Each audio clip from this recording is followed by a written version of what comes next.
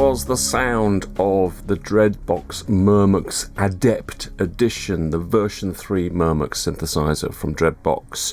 All the sounds you heard there, apart from the drums, were from the Murmux. All of the pads, all of the keys, all of the basses, the sound that sounded like a piano, that came from the Murmux as well. All came from the Murmux.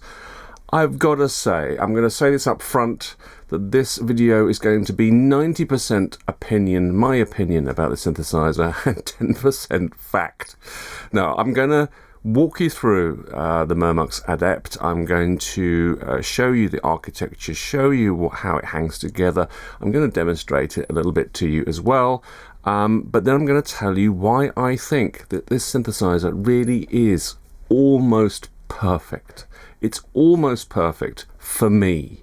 It might not be almost perfect for you, but it's almost perfect for me. And so it really, I'm going to give you my opinions on it. I'm going to tell you why I think it's almost perfect. That's what's coming up in this video. I really do hope you enjoy it. Whether you're in the market for a Murmux Adept or not, doesn't matter. I'm hoping that I can be a little bit entertaining and a little bit informative and play you some nice sounds with the synthesizer. That's what's coming up. Thanks very much for watching.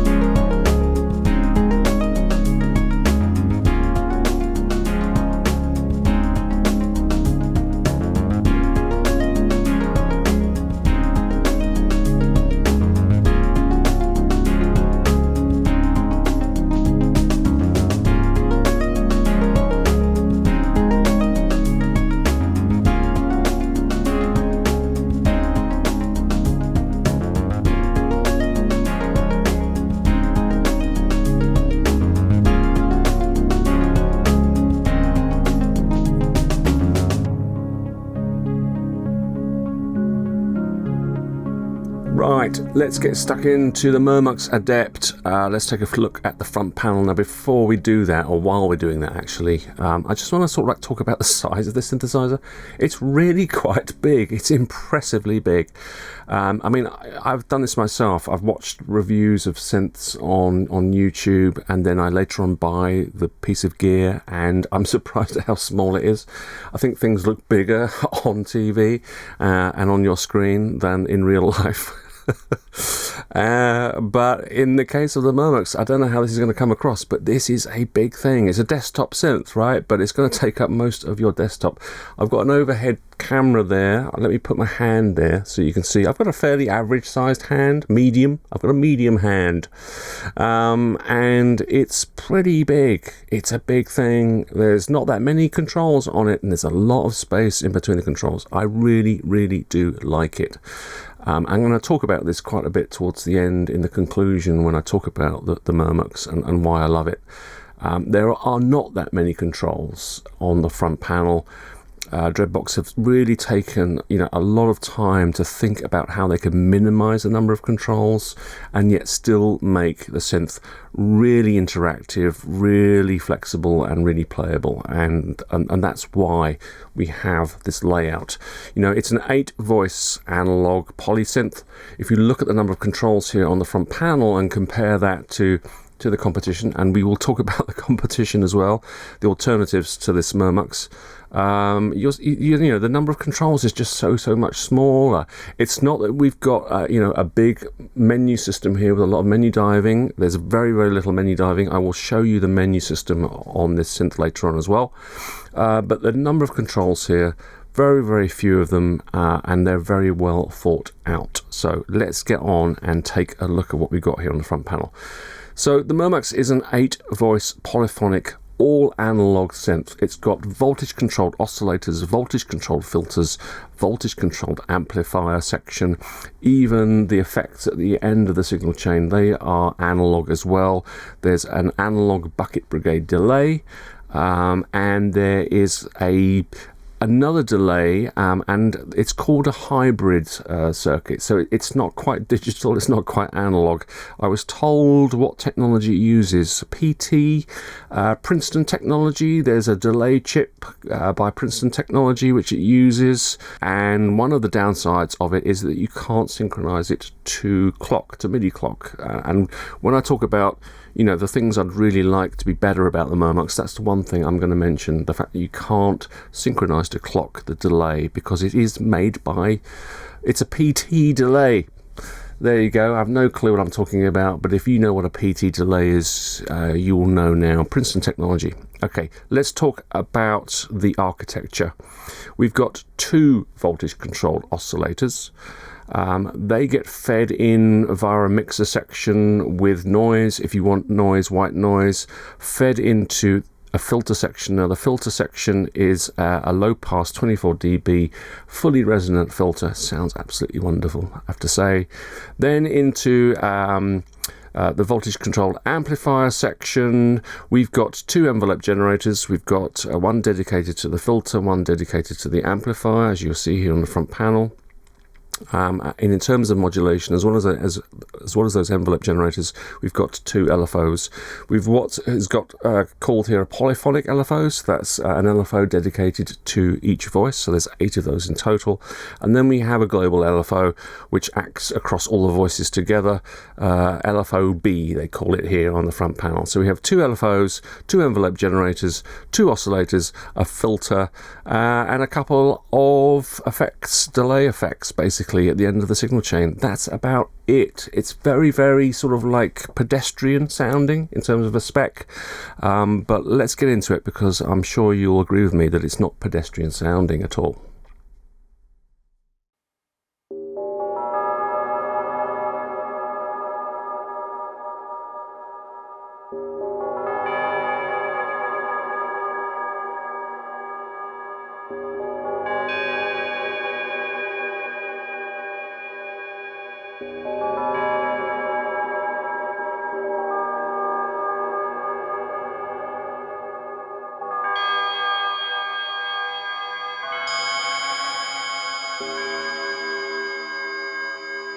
Right, so let's take a look at the synth architecture. We'll start with the oscillators. I'm going to try and not get too bogged down with showing you every single control.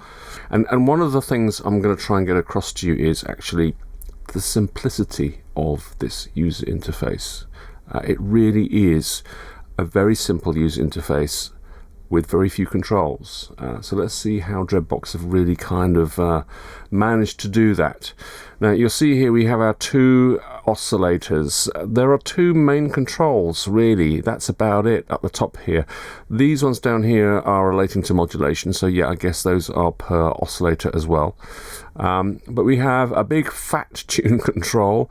It's quantized, it moves in semitones, up 24 semitones up and 24 semitones down, so that's 48 semitones altogether. That's 4 octaves. So let me just show you. You'll see here that whenever I touch a control, that the display over here, even though it's just a very simple control, a simple display, just numeric display, you'll see here that the display is showing me what I'm doing with the control. So we're just listening at the moment to VCO number 1 on its own. Just play a note and move this tune control here. As I said, 24 up,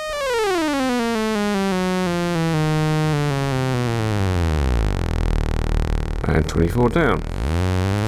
So we've got a 4 octave range on both of the oscillators, which is not massive. You know, there are synthesizers with a bigger range than that, but it's a very, very good workable range, and you can get a lot of difference between oscillator number 1 and oscillator 2 in terms of frequencies. Now, how do you detune those oscillators? There is one single control here down the bottom, and it's detuning VCO number 2, not detuning VCO number 1. So VCO number 1 is considered to be tracking whatever frequencies you expect it to while you're playing it from your keyboard or sequencer or whatever it is, and it's VCO number 2 that you can detune. You can detune it by up to 99 cents. So that's pretty much almost exactly one semitone. So with this control here and the range of semitones that you've got in the tune control, you've got full control over the tuning of VCO number 2 in relation to VCO number 1.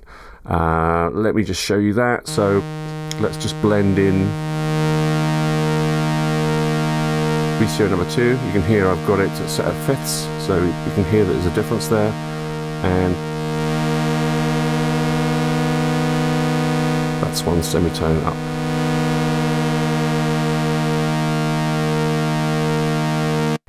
So if you wanted to detune it very slightly below the frequency of VCO number 1, then you'd set it one semitone down on the main control, and then you'd turn it up with the fine-tune control. You see what I mean? At the end of the day, it is just the one single control for handling detune between the two oscillators. I haven't had a problem with it at all. It seems to work fine. Now the next set of controls down here, they are wave shape, changing the wave shape. I'll demonstrate that in a second and show it to you. This little button here in the middle, this is hard sync. So this is the ability to synchronize the frequency of VCO number 2 with the frequency of VCO number 1. It's a hard sync. There's no sort of like soft sync option with it. Hard sync.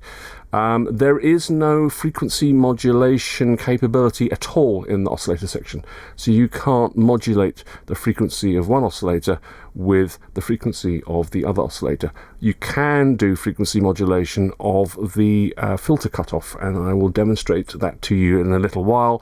It is really, really cool, and I have to say that I haven't really missed not having frequency modulation of the oscillators, because I can get all the clangorous, lovely tones that I might like out of the frequency modulation of the filter. So we'll come on to that in a little while. Let's now talk about these controls here, which are for changing the wave shape, and they're continuously variable wave shape controls. So rather than having to have different controls to blend different waveforms, we just have the one control here. So I'm just going to turn this mixer back, so we're just listening to VCO number 1, and then I'm going to sweep its wave shape control. We're starting off here bottom left with a sawtooth.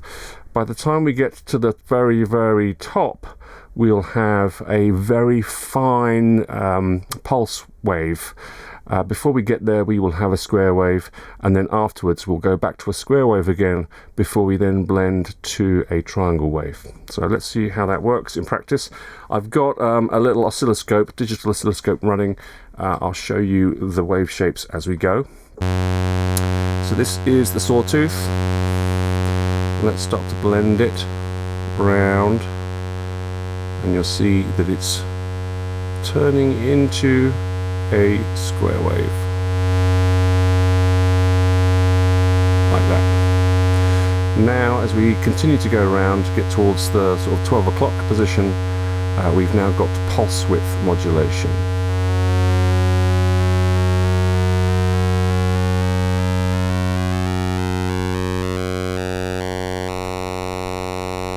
Now you hear there's a little stepping, and that's because at each position numerically as we go around with this control, it's a different percentage pulse width that you're getting here.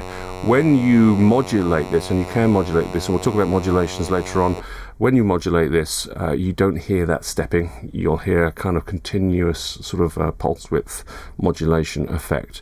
But as I'm slowly turning this control here, you're hearing those different sort of percentage of pulse widths.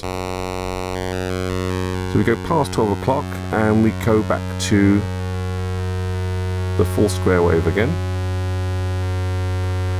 And then after that, we're going to start morphing into the triangle wave.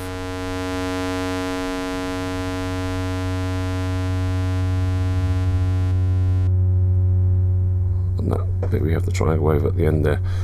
Let me just change the mixer, because I was just starting to mix in the other oscillator, which is why the wave shape wasn't quite triangular, but it is now. So that's triangle wave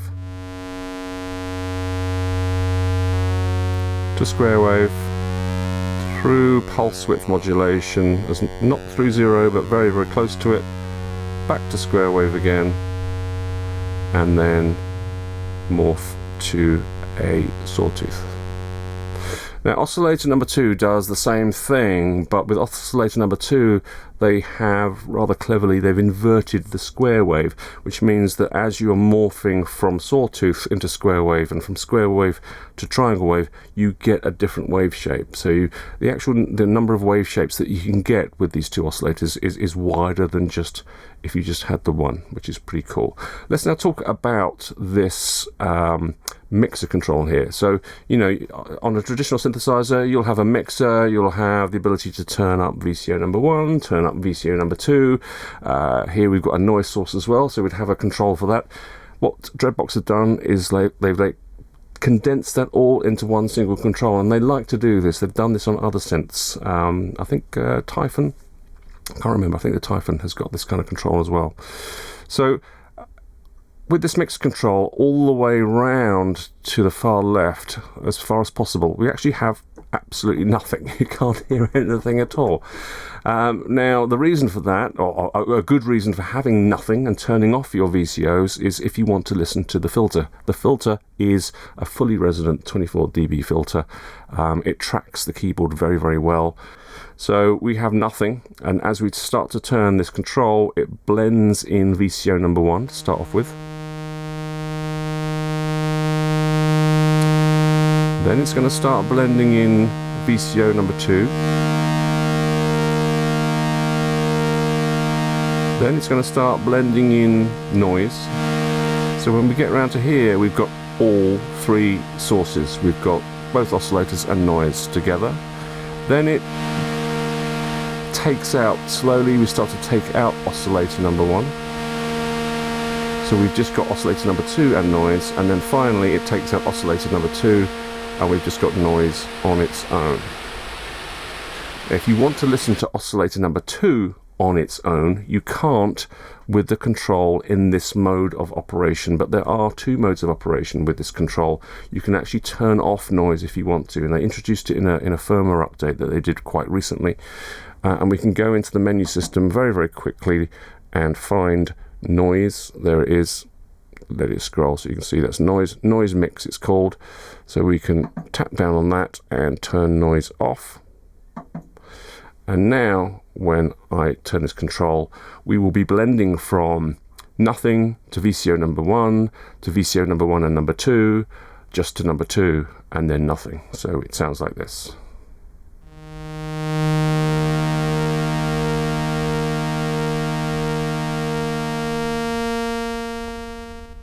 Like that.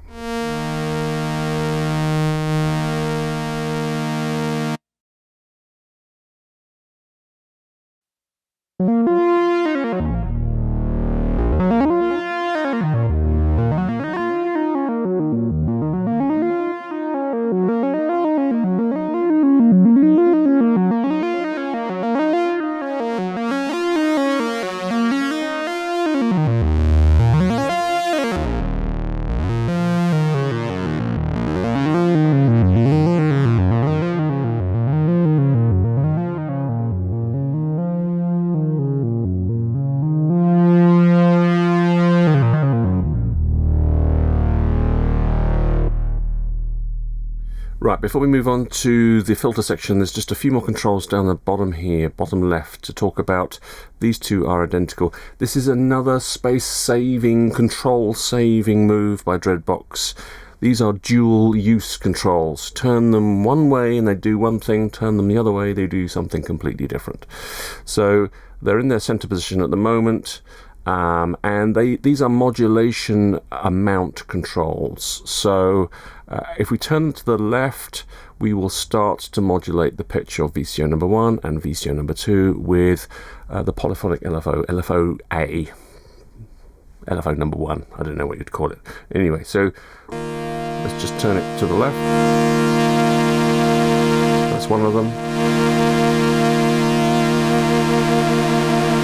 You'll see it says L for which way we're turning it.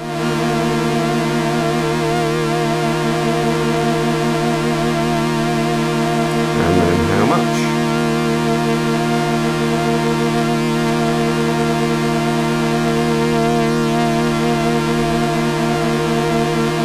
So we can get all the normal vibrato effects or whatever you want to do, or very slow, gradual instability effects, modulating the frequency, all that kind of stuff. Yes, you can control that with the mod wheel. You can control that with Aftertouch, Poly Aftertouch. I will get onto that later on. That for me is just the wow factor of the Murmux. We'll get onto the modulations later on. I'm saving the best till last here. So yeah, we've got the ability to modulate using LFO.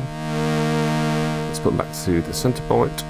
Or if you move them the other way, then we're going to be modulating more and more and more with the envelope. E for envelope, you see that? So the L was not for left, it was for LFO. E for envelope. Let's actually make an envelope.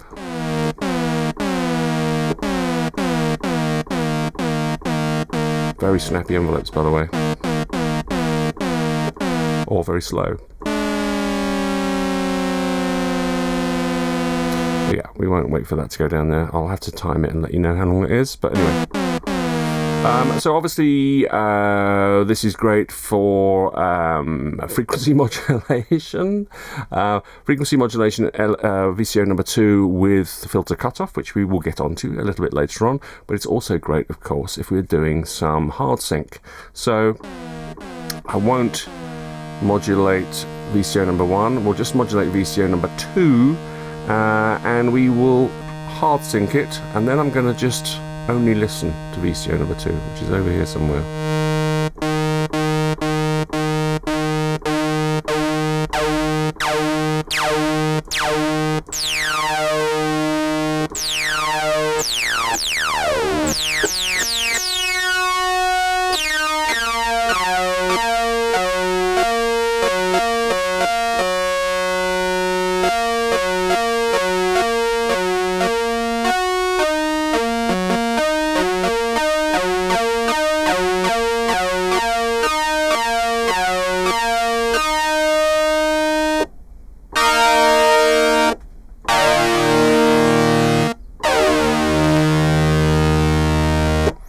That kind of thing.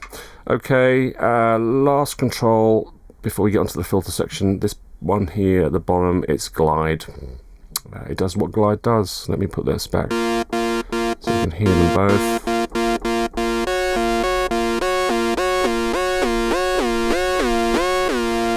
And of course this is a polyphonic synthesizer, and I'm playing only one note at a time most of the time here, but it is a polyphonic synthesizer, and I don't know what the algorithm is they've used for glide, but it works really nicely in polyphonic mode, so you can do kind of things like this. Let's whack it up quite high.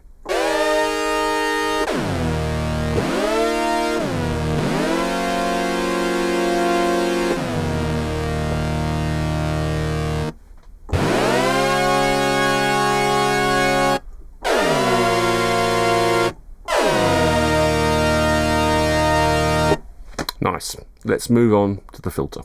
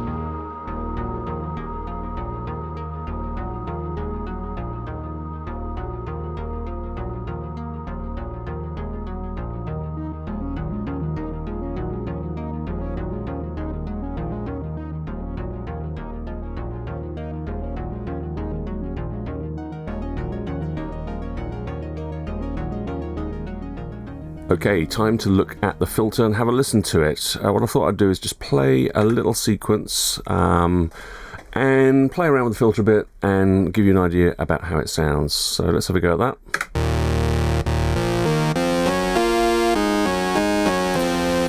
Okay.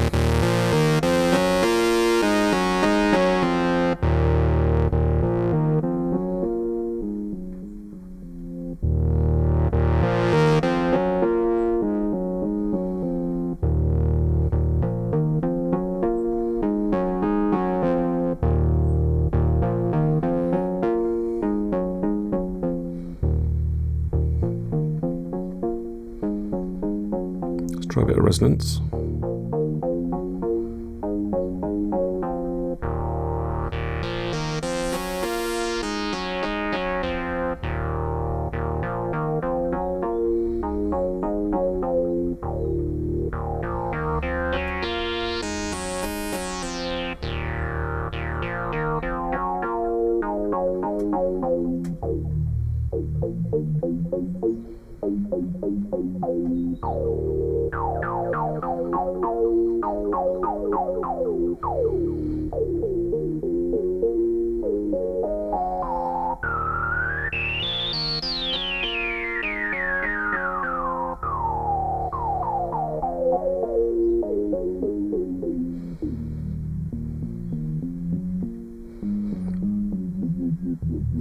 Bit of modulation with the LFO, the paraphonic LFO.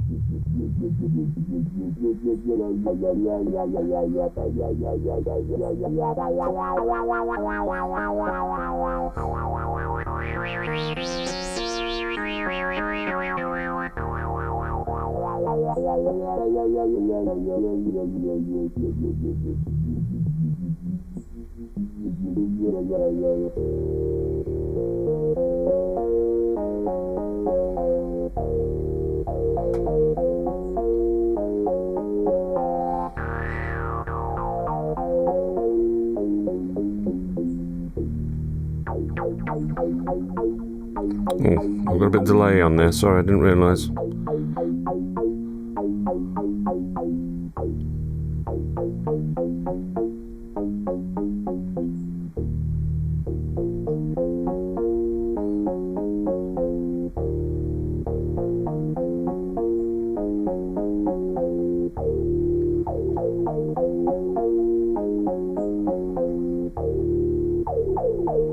And it is a fully resonant filter, so if we turn off the modulation,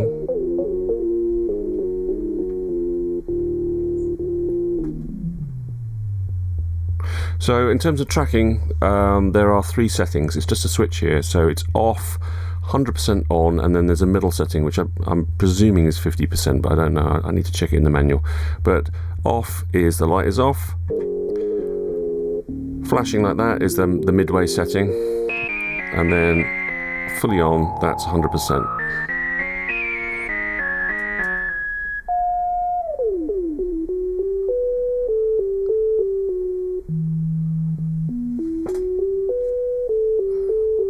So that's just the filter on its own. Tracks really well.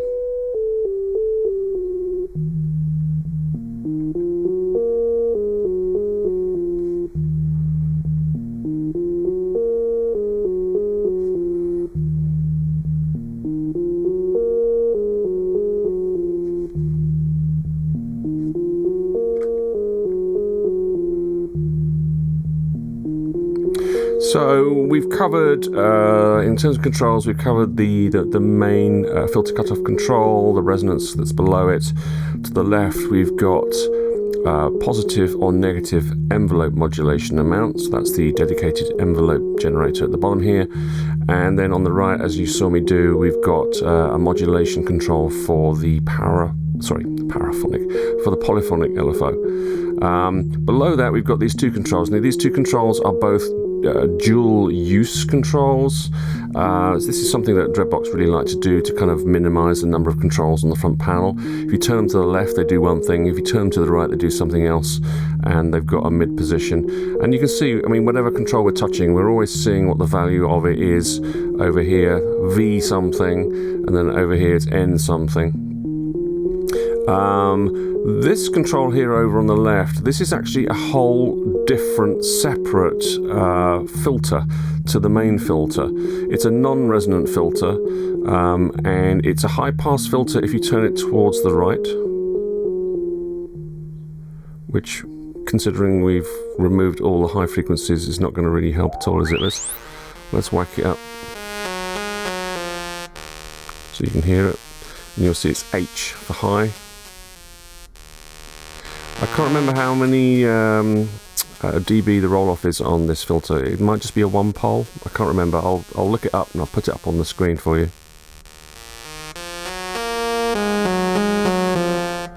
But obviously having, you know, low pass and high pass combinations in series, which is what these are, it's a really useful, handy feature to have. Lots of you know, high-end polysynths have this kind of combination. It allows you to really kind of get the tonal qualities you want out of the sound. Now if we turn it the other way, past 0 towards the left, it comes up with B. So I'm just going to turn that down so I can hear myself speak. B for bass boost. So it's not actually a low pass filter on its own. It's a low pass filter added in an additive way, I think. So it's kind of like finding those lower frequencies and then adding them to the signal rather than just taking away higher frequencies, if that makes sense. It's called bass boost. It's written around the side here. So it's going to give a bit more oomph, as you can hear there.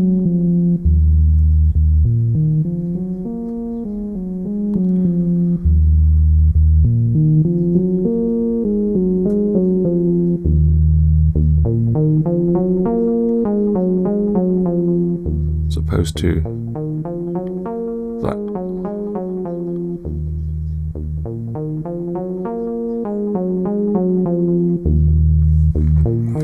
There's also a control of the drive into the filter. It is in the menu system. I will show you the menu system later on. It's just 3 settings: high, medium and low. At the moment we're on medium, so you can control how much of the oscillator and more mixer section signal is being pushed into the filter. Here we've got it at medium. So that's that control here on the left, and then finally we have this control here. Now this is adding additional modulations to the filter cutoff. If we turn it towards the left, it will use the noise circuit and use that to modulate the filter. So even if you don't have noise blended in with your mixer section over here, you can introduce some grit and some noise into the signal as you modulate the filter. It sounds like this.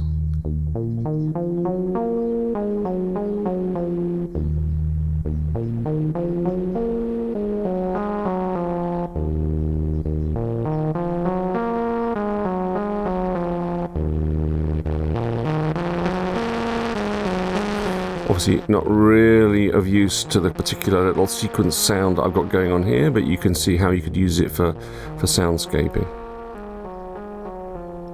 Drones and that kind of thing. Then if we turn it to the right, now it changes to V, and what it's doing is modulating the frequency cutoff in increasing amounts as I turn it around to the right using VCO number 2.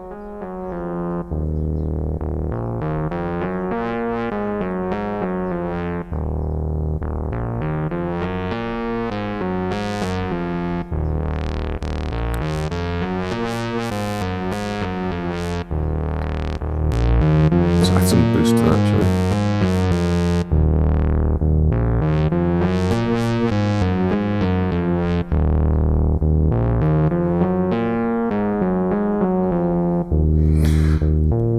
So having this ability to modulate the cutoff frequency of the filter with VCO number 2 kind of like compensates for the fact that you don't have FM between the two oscillators. It's this particular setting that can give you some just grit to your leads and your basses like this. Or it can be, you know, far more extreme and give you sort of atonal, clangorous bell-like tones. What I'll do now is I'll just play you 2 or 3 presets that I've created which are utilizing this modulation effect. I really, really do like it. I think that, I don't know what Dreadbox have done with their filter circuit, but how they've implemented this is really musical. I really do like it a lot. I'm using it in more and more of the presets that I create.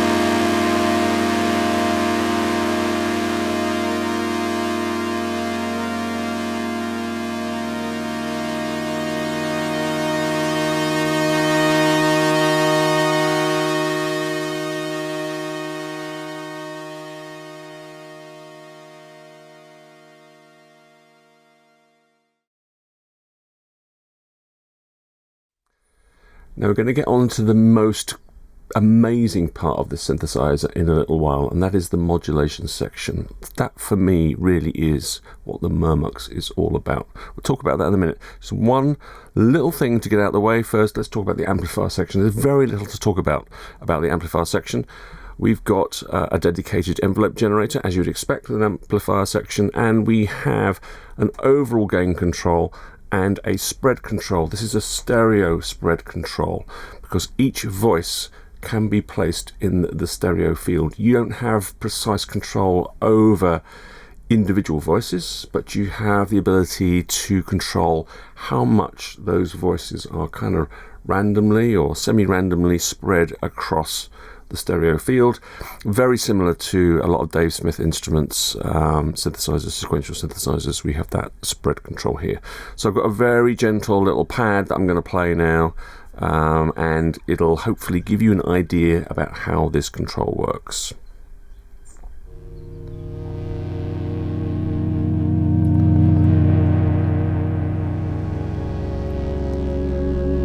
So let's just up that spread.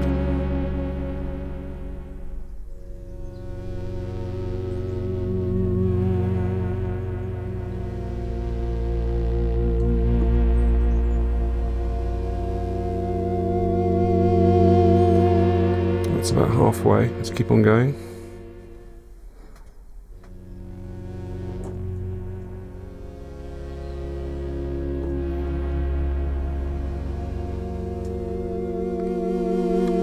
And then this is at maximum.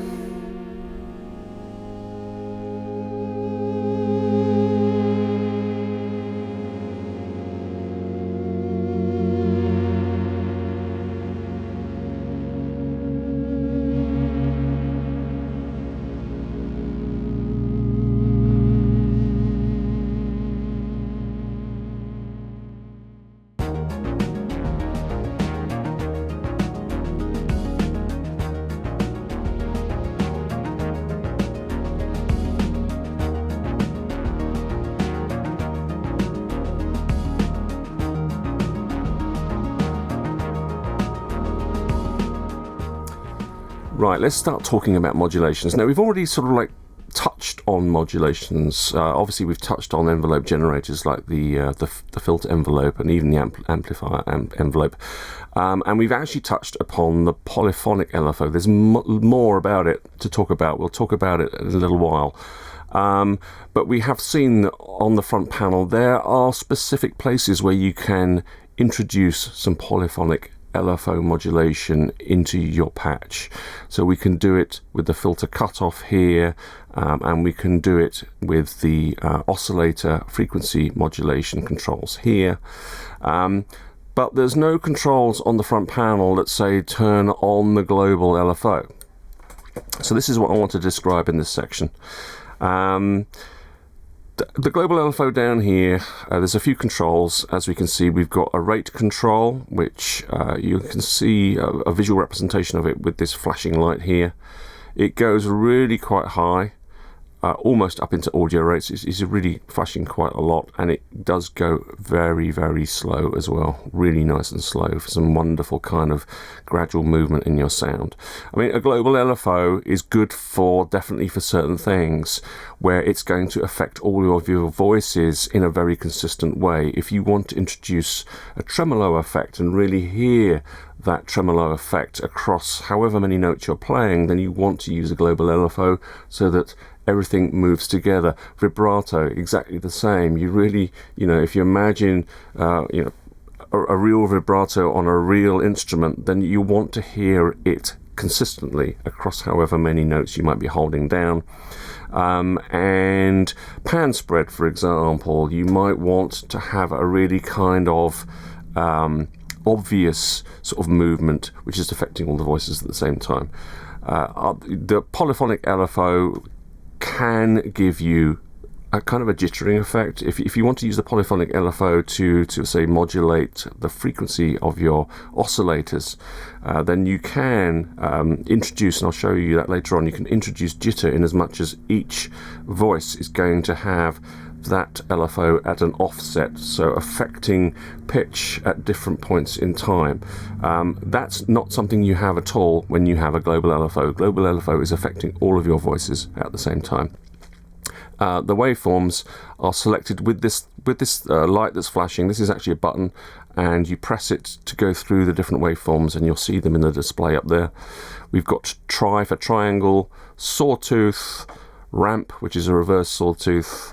We've got square, and we've got random, and then sine wave. So those are the choices that we have, and you just cycle through them by pressing this button. I had it on sine. I think sine is the default. Right. So we're going to use sine wave. So those are our choices of waveform. This control here is an amount, so modulation amount. It can go positive or negative, as you can see by the numbers in the display. In the middle, there is no modulation at all of any destination that we might have chosen, and you'll see that the light is off. So the light is showing you the intensity of the modulation, either positive or negative, which is a really nice sort of like helpful indicator to sort of like see what's going on. So I'm going to just whack this up to maximum, and I'm going to show you how you choose something to modulate with your global LFO. There's a button here called target, and what you do is you hold that button down and then choose a target.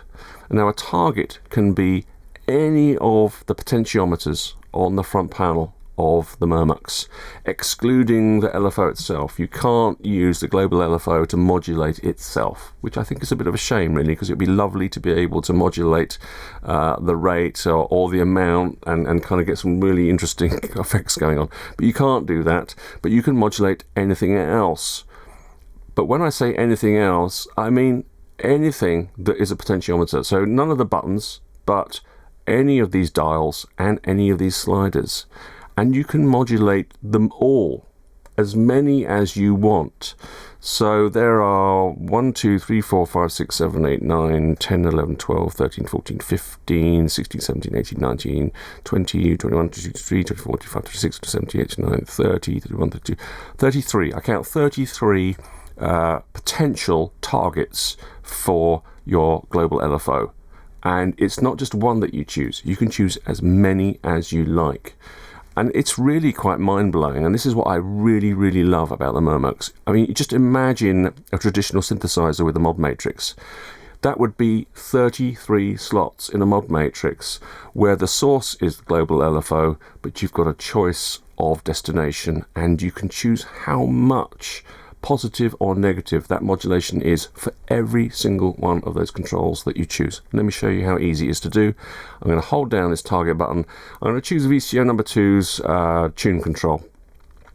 If I turn it up, this is positive modulation that I'm going to apply to VCO number 2, up to 99, back down to the middle position, which is 0, and if I turn it to the left, I'm going to get negative modulation all the way down to minus 99.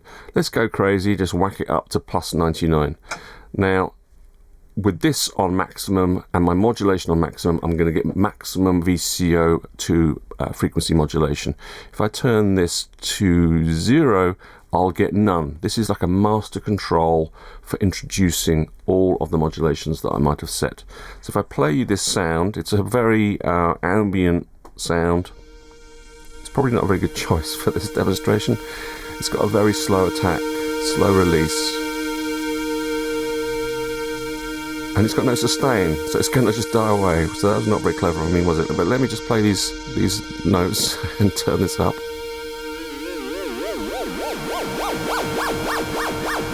So you can hear there, we've got VCO 1, which is not going anywhere, it's stable. And then as I mix in VCO number 2, we can hear it going crazy. And this is like the master modulation control. So we've chosen VCO 1 fully positive. Let's choose VCO 2 fully positive. Let's choose VCO 1 and choose fully negative frequency modulation for VCO number 1. Now let's hear what we get out of that.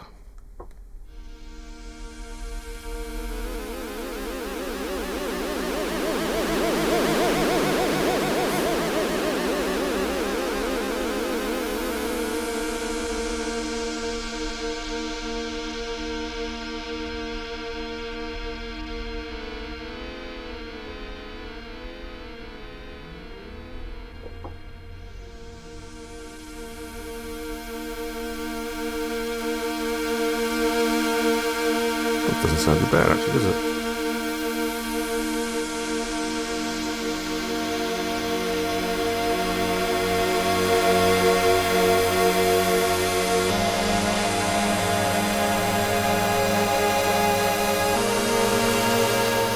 Anyway, I'm getting lost now in my patch. The reason why I chose this particular very ambient patch is because I wanted to show you using the global LFO for something a little bit more subtle than well, this is actually really nice and subtle actually, but for something along the lines of stereo panning, because I've shown you the spread control, and you know it goes from center position to increasingly wide, and then back down to the center again. What if we were to modulate this spread control using our global LFO? Let's hear what that sounds like. Now, there is a key combination or a button press combination to clear your global LFO modulations, and I can't remember what that is. I'm really stupid. I'll show it on the screen. I'll look it up and show it on the screen. I can't remember what it is, because what I end up doing is I just hold down the target button and turn my modulations back down to 0, because I remember what ones I've done. So that's what I'm going to do in this case. But there is a button combination for clearing them. So now I've got no modulations at all. Let's just check that. Yeah, no modulations at all. That's cool. Let's keep that on maximum. Let's choose as the target our spread. Now our spread on this particular patch is at 0, so everything is very much in the center. That's why I've got my headphones actually. I've just put my massive red headphones on so I can hear what's going on. So it's very much in the center, the sound at the moment. Let's hold down the target button, turn up spread up to maximum. Can you hear that?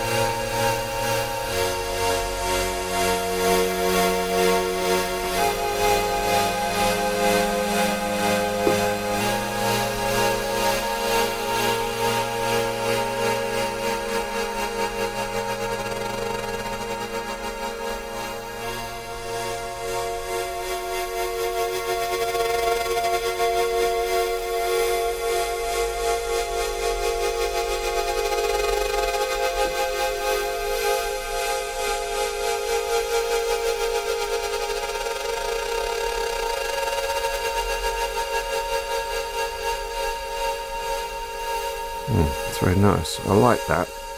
It's a shame I can't modulate this with that LFO, but never mind. This is a global LFO, that's a polyphonic LFO. That is not going to be able to modulate that. So we can't do that. However, what if we were to attempt to modulate this some other way, this rate control? So far we've talked about the global LFO and the fact that it can modulate up to 33 things.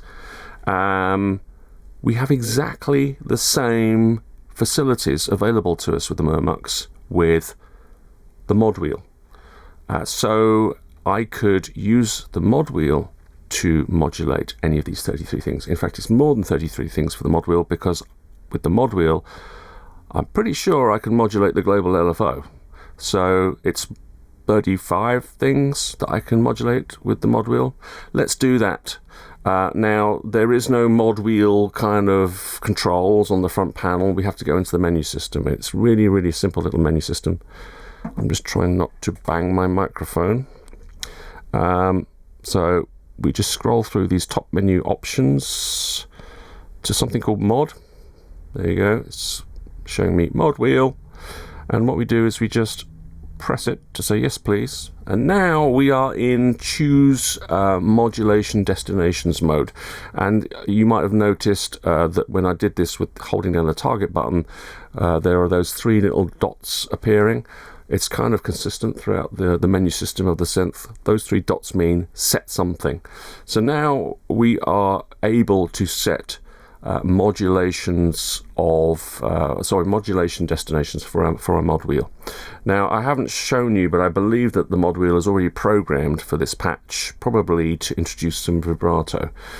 So I'm actually going to clear whatever modulations I've got going on at the moment, and I can do that in the menu system by just pressing down, and then it says clear, and I go yes. I could have done back and come back, but now I have cleared all modulations that my mod wheel might have had. And then I'm going to go back into it again. So I've got my three little dots, and I'm going to choose this control. Yes, and I can choose it. So I can modulate the mod wheel rate.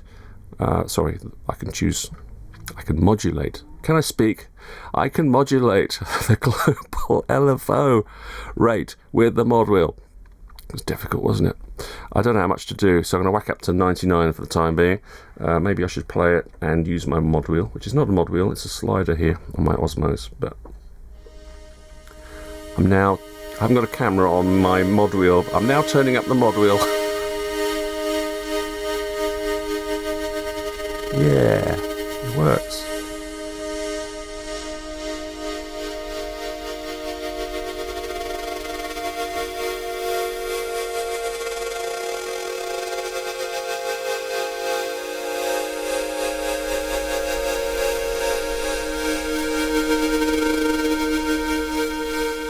Normally when I'm making patches, what I tend to do while I'm in this mode where I can set the amount of modulation, I whack my mod wheel up to maximum, and then I get it how I want it to sound at maximum.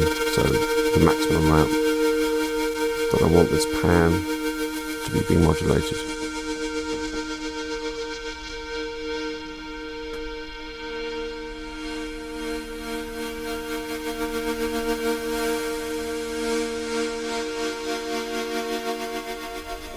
Obviously, if I was using a DAW or a sequencer, I could modulate this with a curve in a sequence, whatever I wanted to do. It doesn't have to be a mod wheel. It could be basically an LFO inside your sequencer that you end up modulating this with.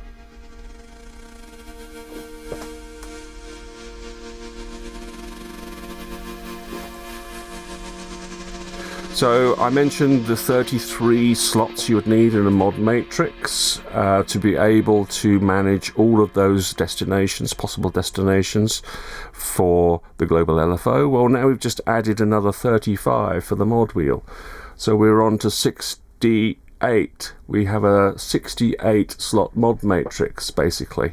33 of them are global LFO sources, and 35 of them are mod wheel sources.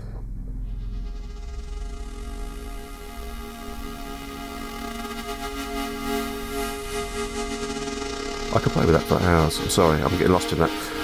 But we haven't finished yet, because we haven't talked about Aftertouch. And we're not just talking about monophonic Aftertouch, we're talking about polyphonic Aftertouch support as well.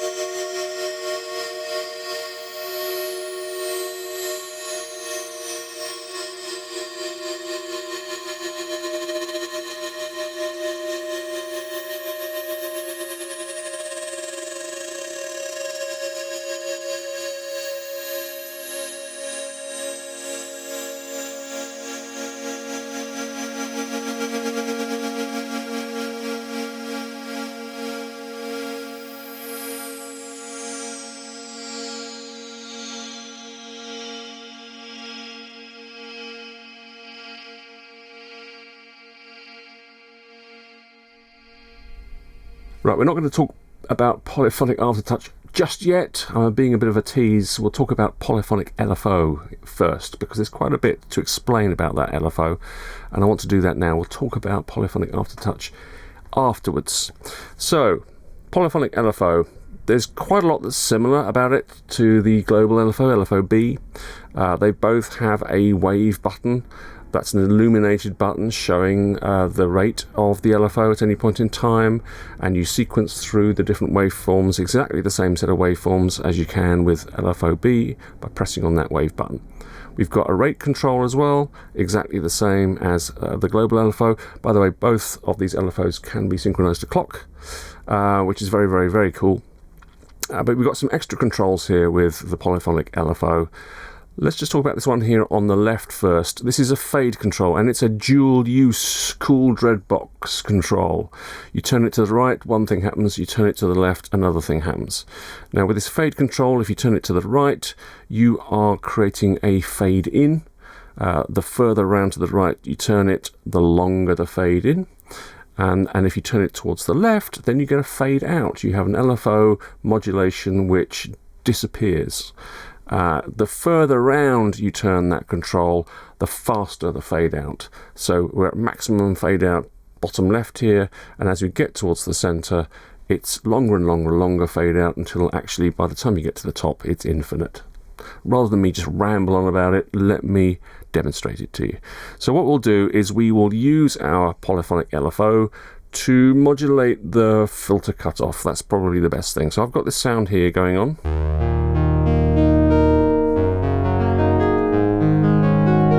Just a little poly key sound.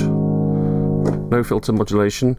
Let's turn up this dial here, introduce the LFO to modulate the cutoff. Now I'm using sawtooth as my waveform because it's going to be very, very clear for you to hear it.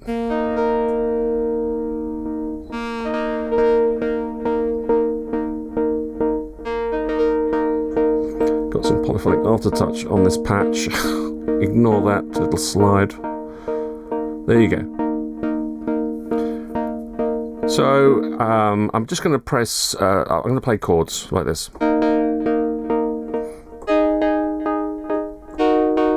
So let's have a fade in. Let's turn it around towards the right, have a fade in. As you can see, it says I for in.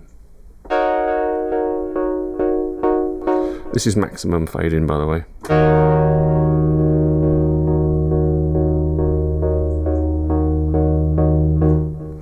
And then let's turn it around for a fade out.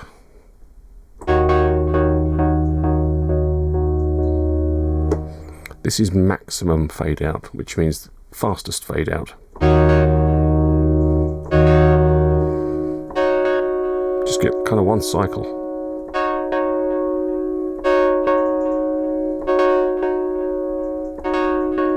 So you can get some pretty cool delay effects.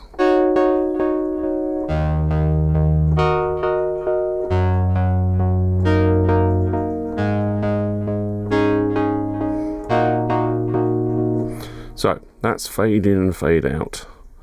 But the really, really cool feature about this LFO is the control over on the right hand side. And what this is doing, now remember this is a polyphonic LFO, so every voice gets its own copy of the LFO. What this is doing is determining the frequency of each of those LFOs and varying the frequency or varying the phase of those LFOs. If I turn the control, and again it's another Dreadbox dual use control, if I turn it towards the right, then what we have is we have the frequency of the LFO. Although you've set it by the rate, it gets varied according to key tracking. So it'll track the keyboard. I'm just going to turn it maximum, and then I'm going to just play one note. So I'll play a low note.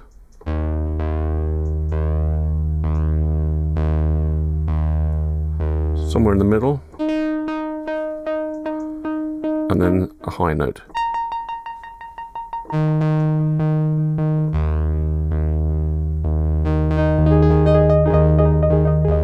That's what I was talking about earlier, or trying to explain earlier, about the kind of the jittering effect that you can get. The rate is basically saying this is what the middle, I think probably middle C would sound. That's the rate for middle C, and then either side of that middle key, you're going to have a varying amount, either increasing or slowing down of the rate of the LFO, and how much of a variation you get is controlled by this control here.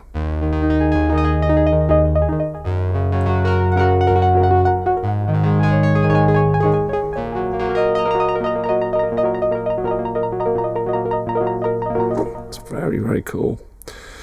Now, if we turn it towards the left, then we get D for detune, and this is kind of providing some vintage slop, if you like, to the LFO. We're going to get some drift. Detune, drift, don't know, whatever. Detune or drift, it's the same thing. We're going to get some drift away from that rate that you set per voice. So we're going to get a variation. So this is maximum. This is the most obscene that it does.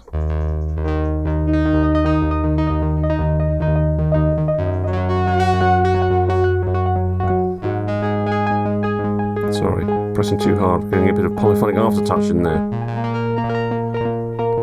So it's not related to which key you're pressing, high or low. I mean, if I just press the same key over and over again, you will hear a variation, because we've got a round robin choosing the voices inside the synth. You will hear a variation on the speed.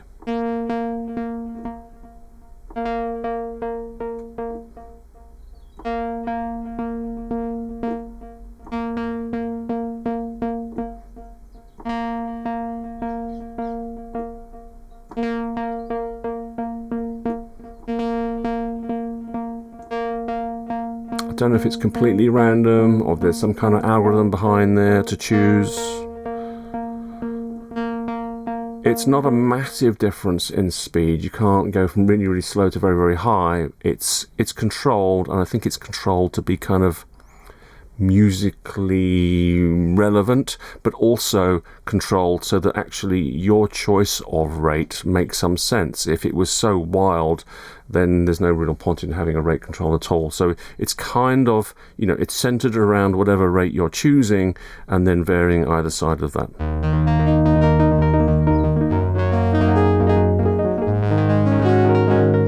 So it could be very, very subtle, and it could be, you know, very subtle is going to be more like a vintage synth where, you know, each of those LFOs are going to be very slightly differently calibrated.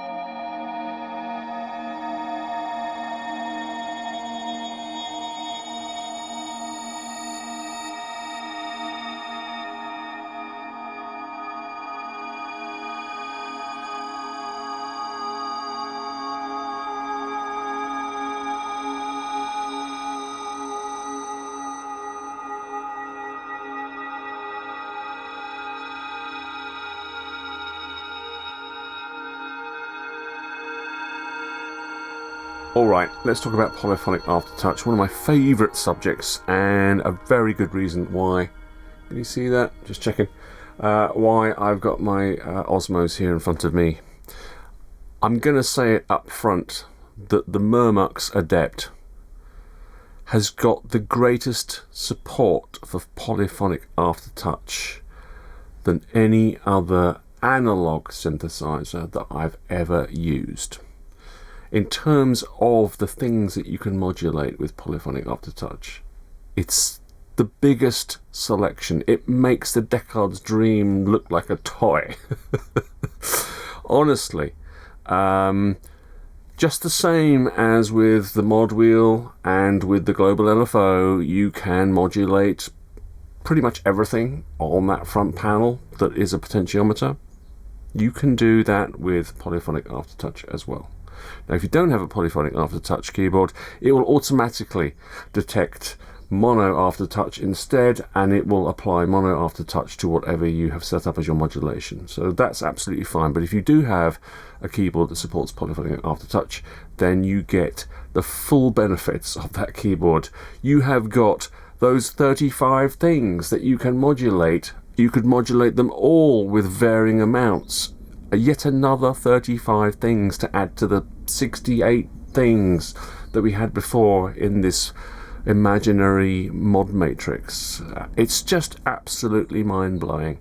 Now, depending on what you choose to modulate, you may or may not get a Polyphonic Aftertouch response. And by that, I mean, let's face it, if you were to modulate the rate of the global LFO with Polyphonic Aftertouch, then it's not going to behave like Polyphonic Aftertouch, because you're modulating a parameter that is global across all the voices, not specific to each individual voice.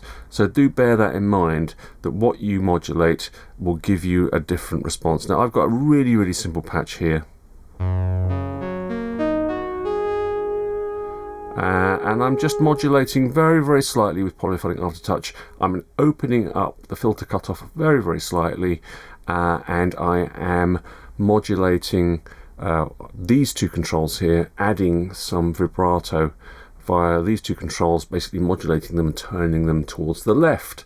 Because if you turn them towards the left, you get LFO modulation of the pitch, and if you turn them towards the right, you get envelope modulation of the pitch. So I've set it up so that it will open them towards the left a bit and turn to the right the frequency cutoff of the filter, because like with all of these modulations, you can modulate positively and negatively.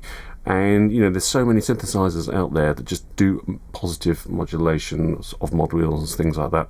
Here we've got positive and negative per destination, up to 35 of them, I do believe. So it's, I mean, I like to use Polyphonic Aftertouch really quite subtly. I like to add a little bit of expression and not go crazy, but if you wanted to go crazy, by all means, it's there. You have all those destinations at your fingertips. But this is what I've got here. If I push down,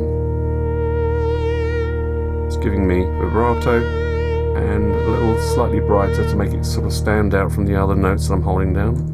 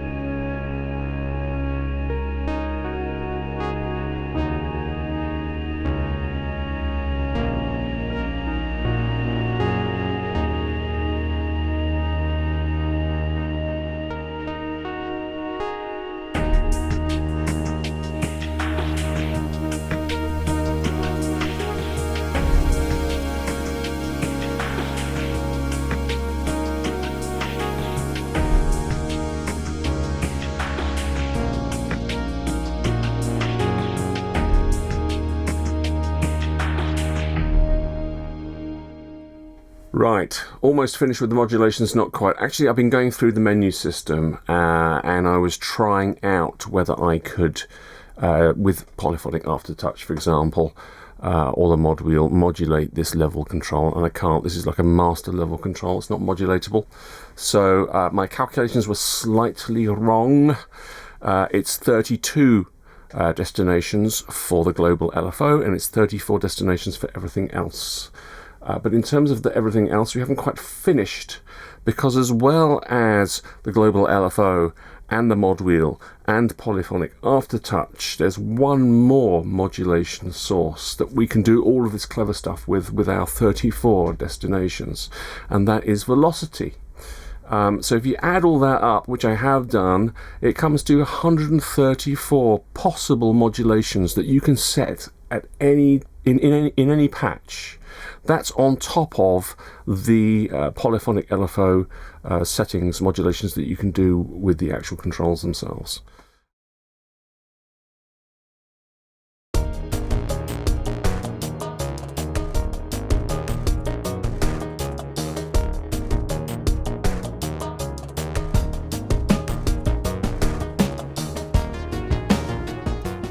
I think it's probably time to kind of wrap up this video. This probably is very, very, very long, and I've run out of disk space on my computer, so I've really got to stop recording material about this. It's a thing of beauty. I'm just going to show it to you while I've got it here. Obviously you've been seeing the front panel a lot, but let's just turn it around. This is the back of it. Absolutely gorgeous. It's even carpeted underneath and around to the front. It is a thing of beauty. It's a piece of art that happens to be an instrument that happens to make beautiful, beautiful sounds. I've got some notes of things I want to cover in this section, so bear with me while I squint at my screen. I mean, one lovely thing about this is I don't need my reading glasses to use it, right? The controls, everything's very laid out and it's big. I can see it. The menu system is really straightforward because it's just that 3-character display and it works really well. So I don't need my reading glasses, but I'm squinting at my screen now. Anyway, one thing I said that I would talk about is the competition. I mean, you know, The one thing I've noticed in my videos lately, and watching other people's videos and reading the comments, is it's becoming more and more and more a thing to talk about the cost of things. And I absolutely 100% understand that. We're all being squeezed, or most of us are being squeezed, apart from the super rich. The rest of us are becoming super poor. And, you know, it is an issue. It is a major social issue. And we are seeing, and I've said it before in some other videos I've done, you know, wouldn't it be nice to see more and more affordable synths being produced by manufacturers and not more and more expensive ones? Because I've noticed a trend of more and more expensive synthesizers being produced. And I think probably the Moog one started it all, really. I know we've always had the occasional boutique, very expensive synthesizer being released onto the market. Of course we have, but there seems to be a bit of a proliferation, like, you know, manufacturers are going, okay, well, look at Moog, they've done it, so, you know, we've been holding back on these designs. I don't want to go into all the reasons why synthesizers are so expensive. I don't want to go into that at all. That is a black hole of death to go into that whole debate. But at the end of the day, we live in a free economy. Well, most of us do that are watching this video. We live in a free economy, and at the end of the day, if people don't buy something because it's too expensive, then that company's either going to go bust, go out of business, or they're going to have to, you know, seriously have some serious conversations in their boardroom about what they are going to do in terms of products that they're going to produce. You know, that's kind of it. You know, if you think of yourself as having a great idea that you could turn into a product, whatever it is, and then go off and attempt to sell it, you know, if you choose too much for your, you know, the price is too high on your product, you're just not going to sell anything, and you're going to struggle. And it doesn't matter how big or small the company is. This is the way it works. You have to choose a price. So, you know, if these manufacturers are producing expensive synthesizers and they're not having financial difficulty, then that's the way it is. That must be the market value. You know, the market value of anything is how much someone is prepared to pay for it. And it all depends on, you know, whether you want that to be a mass-produced, available to everyone kind of product, or you want it to be a niche product, a kind of top-of-the-range, as we call it. You know, you don't have top-of-the-range synthesizers in every single household because they are the top-of-the-range ones. I don't want to get into that whole topic, and I seem to be drifting into it, so I'm going to shut up at that point.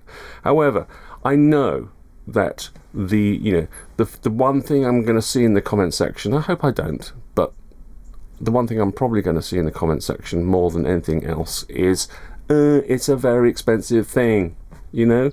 And with that comes negativity. It comes, well, it's crap. I could use, you know, I could get the same sounds out of my Take 5 from Sequential, or I could get the same sounds out of my my you know, using my DAW and some VSTs, etc., etc., etc. Right? Okay. Listen, it's a personal choice as to what we buy. It's a personal choice based on what we can afford. This is an expensive synthesizer.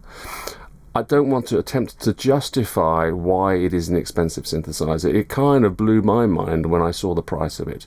I have been wanting a Murmux synthesizer from Dreadbox ever since I knew of their existence. I love Dreadbox as a company, and I kind of feel like I'm supporting Dreadbox in my own little way by buying their products. I think that the synth world, the electronic music making world, is a better place because of small companies like Dreadbox that are giving us choice.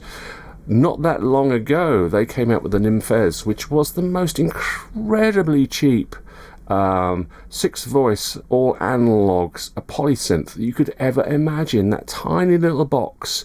It was a compromise in terms of the user interface to it, but they gave us something so cheap and so affordable for anyone to get some really gorgeous raw analog polysynth sounds out of. Now this is the other end of the scale for them, but this is a very much a limited edition. It weighs a ton, actually, I have to say. It is huge, and it is a limited edition. And that's not a justification for why it costs what it does, but I just wanted to sort of like reel off, I guess, the competition. Because when you think about it, and you think about real analog polysynths, not hybrid polysynths, not polysynths that mix digital and analog components, but if you think of real analog polysynths, then you're thinking about Oberheim OBX8, you're thinking about sequential Prophet 5s and Prophet 10s, you're thinking about Moog 1s and Moog Muses, and then you've got like probably a better comparison in terms of Dreadbox as a company. You've got the smaller boutique companies. You've got like Black Corporation. They've produced a number of small desktop, smaller than this, desktop all analog synthesizers. You've got Melbourne Instruments. They came out with a small, very much a boutique desktop all analog instrument with motorized faders on it. Can't remember, the Nina, that's right. And you know, there are a few other boutique companies that are producing all analog polysynths, but you know, the big companies, the Rolands, the Korgs, the Yamahas, where are their analog polysynths? You know, when you look at that market, there are some expensive instruments there, and some of those instruments are mass produced, and this one isn't. I don't know who made it, on what kitchen table they made it. Probably not a kitchen table. It was probably in some sort of, like, you know, workshop somewhere. But they haven't made too many of these, 300 maximum, and so it is what it is. So I just wanted to sort of like cover that and take about half an hour to get around to that point. Anyway, in terms of the Murmux Adept, any negatives? I've got 2 on my list. I haven't demonstrated the delay effects and the delay effect and the bucket brigade. I mean, the delay effect has been in there, and some of the stuff that I've you know, played to you. I haven't demonstrated to you the bucket brigade delay. It's a bucket brigade delay. It's a very, very short delay time, so it's good for kind of ensemble effects and what they call resonator effects. These kind of effects, which are quite specific, and they did these kinds of effects in their first ever polysynth, which was the Abyss. Those kind of resonator kind of style effects, I'm not that interested in them, if I'm honest with you. I find that it adds a kind of a flavour or a colour to the sound that I'd rather not have. I'd rather keep it kind of full and in your face and then apply my own effects. The delay effect on here is absolutely wonderful, and I use it a lot, but I've got a whole bunch of other effects, and at the end of the day I just don't use that bucket brigade delay effect. So I mean, that's a negative for me because I don't use it, but I mean, I'm sure other people will love the sound of it. Dreadbox do come up with some interesting effects for their synthesizers. They don't. There's a bit hit and miss. It's a bit sort of like Marmite, whether you like them or not. For me, I'm not liking the bucket brigade delay, but it's not a bad thing. It is an effect, and you can get an awful lot of different colours and sounds out of it. I'm just not that interested in it. It's not really a negative, to be honest with you. What else have I got? Inability to sync the delay. So the delay effect itself, not the bucket brigade delay, but the other delay effect, it's apparently some sort of hybrid design. I mentioned this right at the very, very beginning of the video. It's a TP delay. Is it TP? I can't even remember what the hell it is. Anyway, and it's kind of analog, I think, because at the end of the day, you can't synchronize it to anything. So it's a real shame that you can't do that. But you know what? In the old days, we used to use our ears. We used to just sort of like be patient and twiddle with the rate control until it matched the tempo of the music. That's what we used to do in the old days. We used to manually focus our lenses on our cameras as well. Anyway, so that's a negative, but it is what it is, right? I can always use a delay. I've got other delays. Nice to have missed opportunities section now. You know, the digital effects, talking of effects, the digital effects that were in the Typhon are just so amazing. Now, I know it was a joint venture with Sine Vibes, so there's always, you know, a licensing issue, there's a cost issue, etc. And for whatever reason, Dreadbox have decided to go alone with their effect here, their analog, effects that they've got here. But it wouldn't have been wonderful to have those digital effects in. I think it would have, increased the appeal of this to a wider market, because at the end of the day, we're kind of used to analog synths having digital effects at the end of the signal chain. This doesn't have it. I think it's a missed opportunity, but at the end of the day, you're going to have to just add your own. I think, the intended audience market for this is someone who is going to be able to supplement this synth with their own outboard gear or plugins. Let's face it, there's some incredible plugins now. And talking of supplementing this thing with other gear, there is no arpeggiator built into it, and there is no sequencer built into it. And that's kind of almost like an industry standard these days, is to have an arpeggiator and a sequencer built into your synthesizer. And sometimes those sequencers are so basic. It's like, well, why do you even bother to have it in there? Personally, I really do not, very rarely use sequencers and arpeggiators, because I'm using my DAW all the time. Arpeggiators, yes, I do use them. But sequencers not so much, unless they are allowing me to do lots of sort of like parameter changes and stuff like that. But they're not there. You're going to have to supplement this synth with your own sequencer, your own arpeggiator, etc. What else? I've just got 2 requests for Dreadbox. If anyone from Dreadbox is watching this, in terms of firmware updates, there's just 2 things I'd love. The first thing is, because these controls are modulatable, so you set your filter cutoff to where you want it to be, but then you say, okay, well, I want Poly Aftertouch to modulate it, so now I'm going to turn it and I'm going to set it to the amount of modulation. That means that these controls are dual use, because you set them once and then you maybe set them again, so suddenly your potentiometer is not in the same place as it was when you actually set the filter cutoff. Now, you've got the different modes. You've got jump mode, you've got scale, and you've got catch-up mode, and that's absolutely fine. But I really think it would be very, very helpful. And obviously, you've got presets, right? So these could be in all the wrong positions. I think it would be so helpful if, when you grabbed hold of a control and started to move it, you have got the instantaneous feedback on the screen as to what you're doing. But wouldn't it be great to just have a little dot appear to show you when you're on the original value? Dave Smith implemented this in his synthesizers, quite early on. And although a lot of his synthesizers, his earlier synthesizers, have just a simple character display like the Murmux does, he puts that little dot on when you're on the original value. It's so helpful to know what value it should be or was set to the last time you saved your preset. I would love that to be in the firmware. I really, really would. It would be so helpful.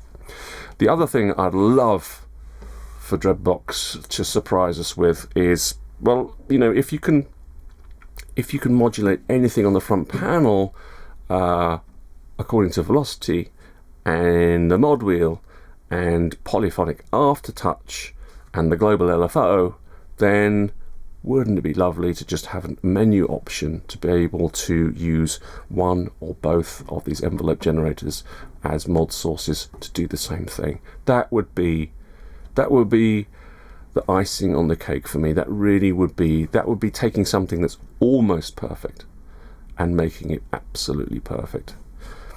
So if I can really conclude with this, I love it. I was very nervous when I had to lay down my big load of cash to order it. There were no reviews out there. There were no demonstration videos from independent people. There was just the marketing video, and there was nothing else.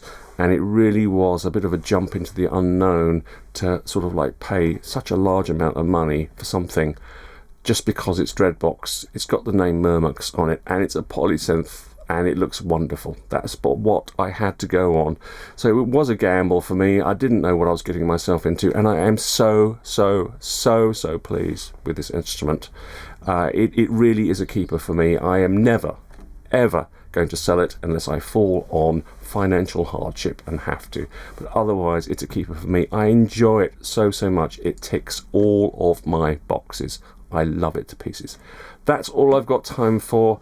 This is the Dreadbox Murmux version 3 Adept Edition. I really hope you enjoyed the video. If you did, please consider liking it and subscribing for more stuff in the future. As always, thanks very, very much for watching.